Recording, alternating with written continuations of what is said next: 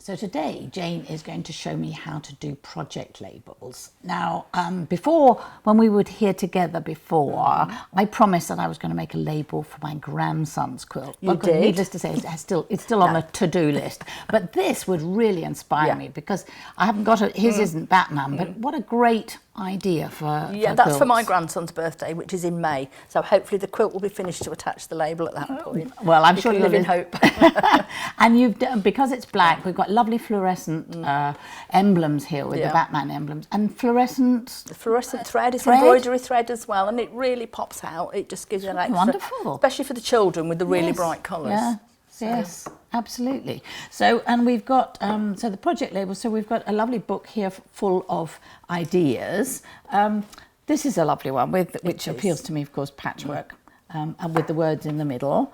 And then probably another one that I should be going towards for Ollie, which says, made with love by Grandma. Yes. A few buttons on the back. I think he's old enough to tolerate buttons. But this is a lovely old project that I have hanging on the wall. Which is, I transferred words just with the photocopier. It's a poem. So could I do a poem with words using this machine? You could. I mean, I've done this one. Let me pop that out of the way. I've done this one, which is obviously shorter, but there's nothing to stop. You can make it as large or as small as you want with the writing. So okay. It's just and do we do it kind of a section at a time or a line at a time? I would do a line at a time. You can get up to 50 characters into the machine at any one time. Okay. And don't forget, we can also save basic things on the machine as well. But that would be one long line, would it? It's up to you. We've got the opportunity to go back to the beginning. As I've said to you before, I've got a little box here. And I just tend to, I'll use felts. They're like samples. And they're like little templates. And I will stitch all these out and I keep them because I use different ones over and over again. And it's just a really nice way. You can line them up. This little bag here has got all the bits out of this label in it. Such a sweet little label. So, you can just really play with them. It's a bit like, again, it's a bit like the fuzzy felt. So you can really play with the different ones. I mean, there's Batman. So, and it's a really nice way, so you can line it up how you want to, mark it out. I'll do one in a moment, and I use the ruler and the marker and a erasable marker pen or a heat. So this you would put into the machine using the alphabet. Yes. This is a predetermined one. That's a predetermined one that's built into the machine. Yes, which you're putting pictographs, nice. Is it? Yeah, it's quite a nice little one. Okay. So it is just. So it's a really nice way. So it's very handy. We've all got a few of these around at home. Oh, absolutely. And I just pop everything in there, and then you can just really. I mean, I've got Happy Birthday Jacob again here, so I can redo that on something else for another year. I'm not tied to doing the whole. So can we have a go and do a bit of stitching? I think we should. I think we'll have a go at this one. Okay. Which is a hug from me to you, and I'm going to pop. This is a little stitch on the bottom. That one on the bottom. All right. Put those out of the way. Let's just pop those out of the way somewhere. I'll give those to you. Right. I'm going to pop them onto here. And again, I've got my pen and everything with me. So I would place that where I want it on here. I'm hoping I'm fairly straight. So this is a piece that's been prepared that's a piece and of it's felt. bigger than you want, is it? We can pop it onto here if you want. Yes. This is a piece of white cotton and I've just ironed on a really soft piece of stabiliser on the back because I don't want a really stiff, hard label if you just put the tear away on. They can be a little bit hard sometimes. So shall we pop it onto this one instead? Okay. Let's pop it onto here. So again, I can put it fairly central and say I can't really. So I'm going to turn it round. So any pen that kind of disappears. One that disappears. If you're using an air erasable one, make sure that you're going to stitch it fairly quickly. We've all marked things out and then gone back an hour later and it's totally disappeared. This one is one of these, and I'm just going to put a little dot there. And then I know I'm pretty central with it, and I'll put a little dot at the end when I can get my fingers under there. And then with my ruler, I will just join them up. Okay. So I'm really taken with these pens that disappear with my recent acquisition that I'm in love with is the pens that disappear with the iron. That's what this one does, this one does. What I would say is I've had people, they've taken quilts abroad, and if it's in the aircraft hold where it's really cold, they will reappear again. They will. Yes. So there is always that. Yeah. And again, test it on a scrap of fabric first, because I've had some fabrics where it's not totally disappeared. So yes, if it's that precious, you're right. Yeah, it is just go. So I'm ready to go with that now. So we need to pop the words into the machine now. All right. So we've got fonts here, and on the machine I press the A. Okay, and I'm going to do this one in the 9mm. 9mm is uppercase only. Okay. The 7mm on the block That's script the to the height, Broadway. is it? Yeah, You're talking, upper yes, and okay. lowercase. So if I just pop this in, so it should go in, right, and then a space. Okay. So if you wanted to do this more than one time, this is very tedious to write it all out. Has it got a memory? It has got a memory. So we could stuff it in the memory. You could pop it in the memory if it's one you're going to do all the time. Well, you can pop it right. in the memory, and then you've got your little template there to get it all why marked wouldn't out you again. do that for each of your quilts? There is a national charity that says that the quilts are hugs. Yeah. So that would be a lovely label for So them. again, check your spelling, because I say there's always the one time. I can guarantee the one time you don't check it is the one time that you will have spelt it Does wrong. it need a lock stitch at the end? No, because with the alphabet, as long as I've not put a decorative stitch on it anywhere, okay. it will automatically stop for me. And again, we are using the satin stitch foot again for this. Okie doke. So I'm going to, it's where you want to line them up with these. So is it the edge of It's entirely up to you. I tend to run that bottom? line on the inside of my foot. Right. Here, it's entirely up to you. You will find your own way. Yes, once you get you your may eye want to in. line it up with the little red line in the centre. I just find it easier to do it this way. It's purely personal preference. So it's kind of the bottom row of stitching, maybe, is it? That line is. So it's telling me I've got the foot control and I forgot. All right. So again. And again, whenever you're following any lines when you're stitching, don't watch the needle, watch the line. Yes, needle does its thing, the doesn't needle's it? going to follow that foot wherever, but if you sort of veer off on the line. And also, if you follow the needle's going backwards and forwards. Yes. It's doing all of this, isn't it? So it's just, keeping that line exactly there where I want it. So, and the nice thing, if you make your label slightly larger, then you've got a little bit of give and take for the trimming afterwards. And pop a patchwork border on it, like we've done with the Batman label. We've always got scraps left from quilts, so just pop a border on.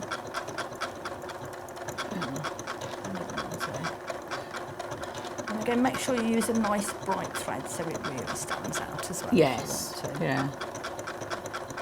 So again, any thread that really is the right colour. Yes. Yeah. You don't have to. I mean, I've got embroidery thread on at the moment, Right. but I would use a normal sewing thread as well. Yeah, and with an embroidery needle. This is a purple tip needle in, Yes. which I tend to use a lot when I'm quilting now. Okay. Because it's got really good, gives you an excellent finish. Yeah. They were designed for a purpose, is what I always say. We love purple tip Yes, needles. I agree with you. They are fantastic. Yeah. They're much more tolerant, aren't they? Yes. They use a lot of things. And again, when you're doing something like this, don't have the machine going on full speed. No, not too fast, huh?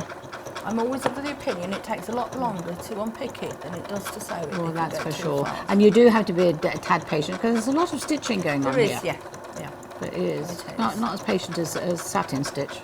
No, this is nice. Oh gosh, no. But when you finish this, I can see on this sample here, we've got some what I call joined up stitching here. This is your template, so I'm not going to mess with it. But on the real thing, do you snip those ones out? I would snip them out in between. I mean, you can snip them out on there if you want. It would make, it just makes the reading possibly a little easier, doesn't it? Let me just do the... Yeah, so you can snip them out on this one if you'd like. I've done this one now. Yeah. Yeah, you see, that's so much easier to read, isn't it? You can snip in between the letters if you want as well.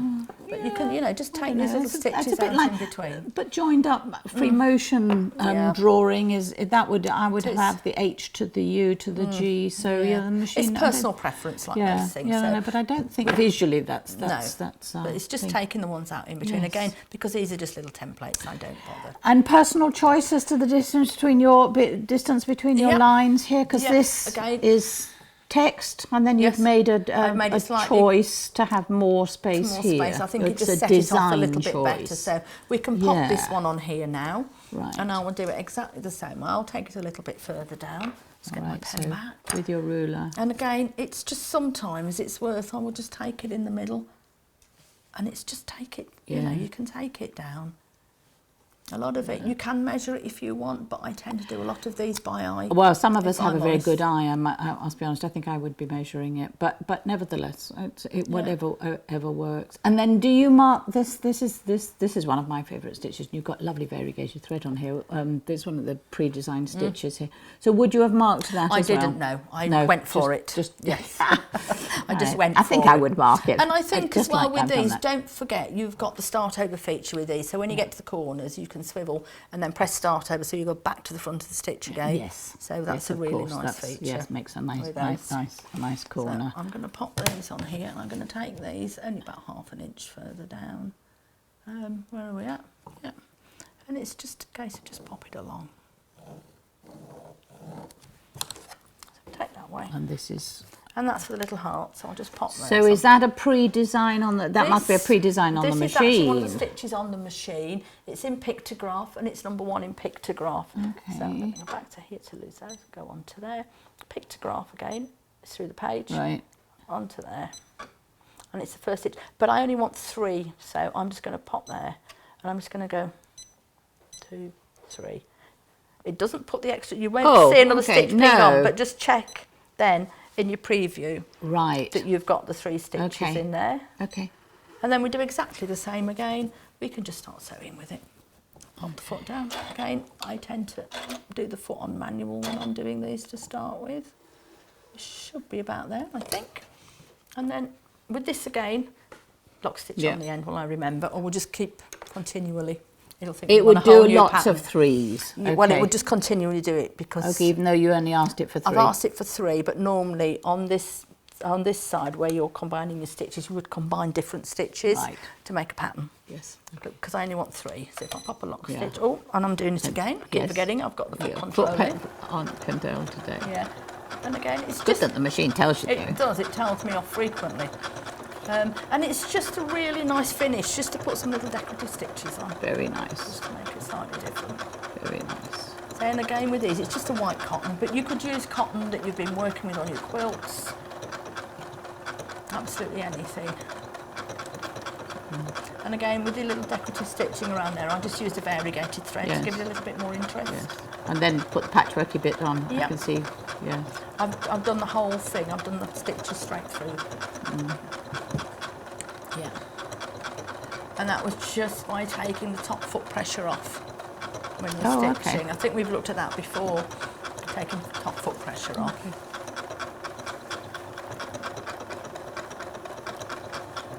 I think that's fairly straight. I think, yes, I think you've done a good job on that.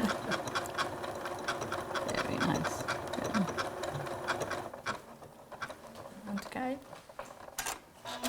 lovely automatic cotton. I was going to say, and we love that. And then once you've pressed that, all the blue lines will go, and you can do what you like. That's probably a little bit further than we would normally cut it, but it's just, it's just a really nice personal touch to add to quilts when you're finished. I think it really is. So we're going to finish off where we started with this lovely quilt, and I'm definitely going home to make my label for Ollie's quilt.